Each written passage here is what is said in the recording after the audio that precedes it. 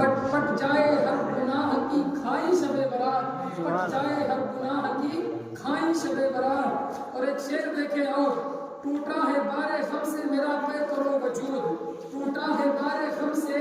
میرا پے کرو وجود، یا رب تو کر دے رنج کشائی شب برات، یا رب تو کر دے رنج کشائی شب برات۔ اور ایک شعر جو ہے، وہ سارے خوش عقیدہ مسلمان متحد، آج مسلمانوں میں اتحاد نہیں ہے، ایک دوسرے میں بکھرے ہوئے ہیں، گھر کا گھر ایک دوسرے کا دشمن ہے، بھائی کا بھائی ایک دوسرے کو دیکھ نہیں سکتا، ایک دوسرے کا حسد اور جلن ہمارے سینے میں ہے، ایک دوسرے سے ہم پیار نہیں کرتے ہیں، مطلب کے آدمی ہیں، کسی سے بولتے ہیں سلام کرتے ہیں مطلب سے کرتے ہیں، اللہ کی رضا کے لیے نہیں کرتے۔ لیکن نہیں، یہ طریقہ نہیں اسلام کا۔ طریقہ کیا ہے آپ سنیں،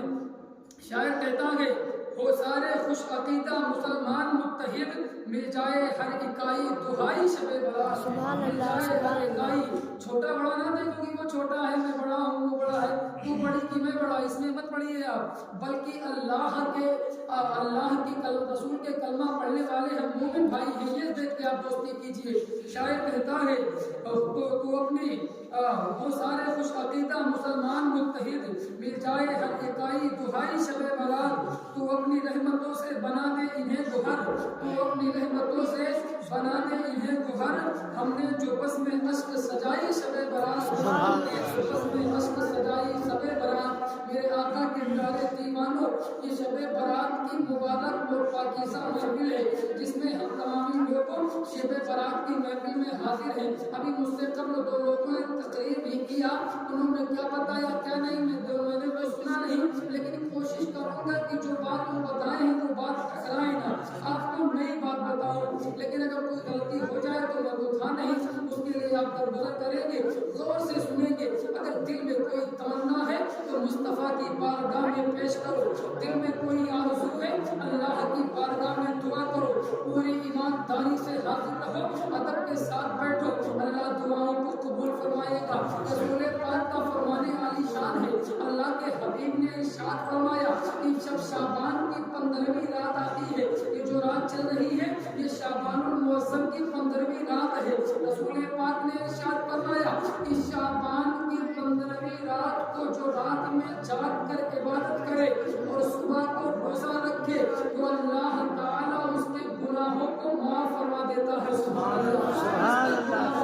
فرما دیتا ہے۔ اور جب 15ویں شب آتی ہے تو اللہ تعالیٰ آسمان سے دنیا والوں پر تجلی رحمت کا نزول اجلال فرماتا ہے، اللہ تعالیٰ اپنی نظر کو دنیا والوں پہ ڈالتا ہے، اور جیسے ہی مغرب کی اذان ہوتی ہے، غور سے سنیے گا بات سمجھ میں آئے گی، اور اچھا لگے تو سبحان اللہ بولیے گا۔ میرے آقا کے پیارے دیوانوں، جیسے ہی مغرب کی اذان ہوتی ہے اللہ تعالیٰ اپنے بندوں کی طرف متوجہ ہو جاتا ہے، اللہ اپنی نظر رحمت کو دنیا والوں پہ ڈال دیتا ہے۔ مغرب کی اذان سے بعد سے لے کر صبح صادق تک، صبح کی فجر کے سویرا نمودار ہونے تک اللہ تعالیٰ اپنے بندوں کی طرف نظر رحمت ڈالے رہتا ہے، اللہ تعالیٰ اپنی نظر کو دنیا والوں پہ ڈالتا ہے، اور دنیا والوں سے متوجہ ہو کے اعلان کرتا ہے، ساری رات اللہ کا اعلان ہوتا رہتا ہے، ہے کوئی بخشش کا طلبگار کہ میں اس کو بخش دوں، ہے کوئی مصیبت کا مارا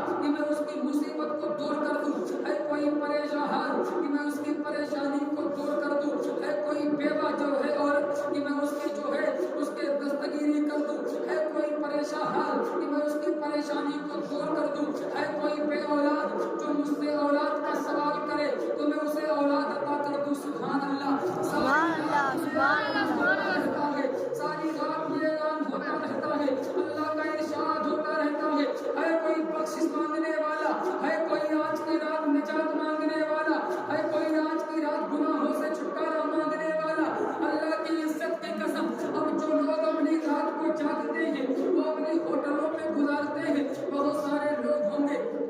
رات کو وہ جاگتے ہیں لیکن وہ دکان پہ چلے جاتے ہیں۔ ابھی میں نے ٹور پہ دیکھا گاندھی نگر پہ لوگ ٹوپی لگا کے بیٹھے تو ہیں، جاگ تو رہے ہیں، لیکن وہاں چائے کی چسکی لے رہے ہیں، وہاں سگریٹ کے سناٹے لے رہے ہیں، وہاں جو ہے رات کو جاگ رہے ہیں لیکن عبادت نہیں کر رہے ہیں۔ لیکن قربان چاہیے آپ اپنے جو ہے قسمت و مقدر پہ کہ آپ جو ہے اگر اللہ کی عبادت کر رہے ہیں،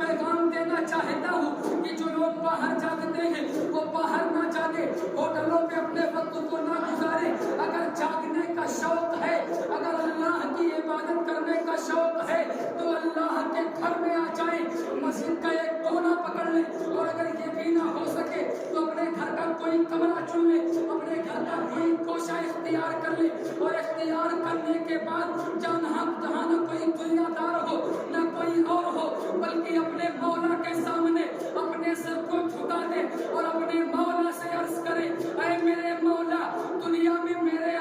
تیرے علاوہ میرا کوئی سہارا نہیں ہے،